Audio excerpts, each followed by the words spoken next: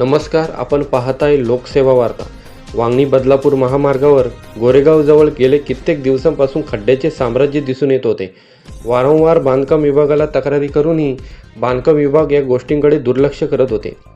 वांगणी बदलापूर कासगाव येथील रिक्षा चालकांना होत असलेल्या खांद्याच्या त्रासाला कंटाळून व दररोज होणारे ॲक्सिडेंट ही बाब शिवसेना अंबरनाथ तालुका प्रमुख बाळाराम कांबरे यांना ही समस्या रिक्षावाल्यांनी व स्थानिक नागरिकांनी सांगितली. कांबरे यांनी स्वतः दिवसभर उभे राहून रस्ता दुरुस्ती करण्याचे काम चालू केले, जेणेकरून लोकांना त्रास होऊ नये.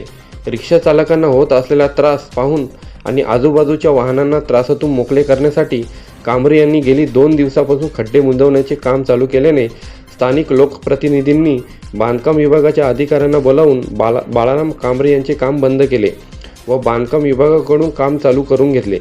बाळाराम कांबरे यांनी काम चालू केल्यानंतर बांधकाम विभागाला जाग आली का, असा प्रश्न सर्वसामान्य नागरिकांना पडला आहे. प्रतिनिधी विश्वदीप गायकवाड, लोकसेवा वार्ता, वांगणी.